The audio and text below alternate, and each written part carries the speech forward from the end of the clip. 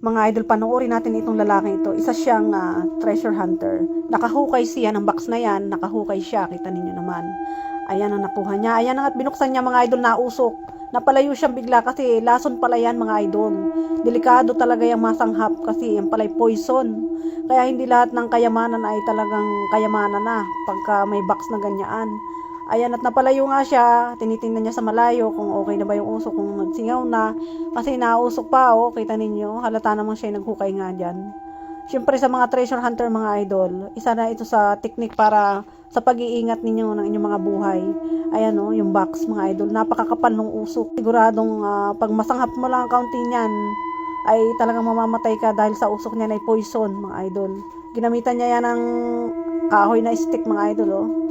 Ayan, kita ninyo. Dahan-dahan niya binubuksan pero hindi niya talaga malapitan na kasi may lason nga po itong box. Ayan mga idol, share ko pa itong isang treasure hunter. Nakakuha ko nga pala siya dyan ng box mga idol. At kita nyo naman yung takip, napaka na. Panoorin nyo bago magsimula mga idol. Siyempre may detector siya dyan. Gold detector, yung hunter na yan mga idol. Ayan, panoorin ninyo at pakinggan ninyo kung anong mangyayari sa huli at kung anong makukuha nitong lalaking ito. Ayan nga mga idol, at try niya, tinetesting niya kung saan nga pala ito tutunog.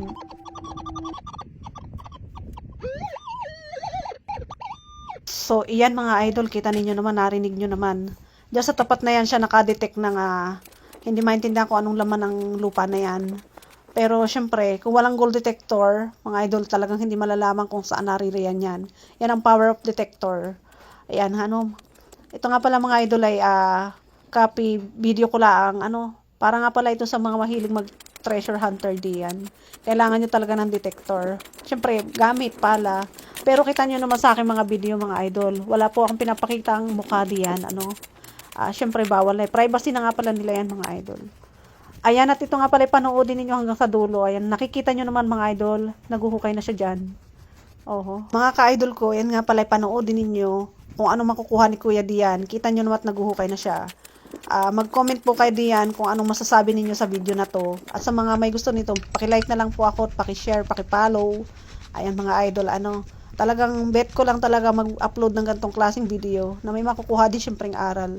At para sa mga nagsasakripisyo dyan, mga nagaginto, na wala naman detektor, wag nyo nang pilitin, wag nyo nang subukan, baka mapahamak lang kayo, baka magkamali-mali lang hukay nyo. At syempre, kinakailangan natin ng permit, para sa pag ganyang treasure hunter ka dyan. Ayan, kita ninyo. Ayan mga doon, nga siya ng takip na dyan, mukhang malaki ito, Kayo na ang bahalang manood nito hanggang sa dulo para hindi na ako nag voice over din. Salamat mga idol, paki-follow na lang ako.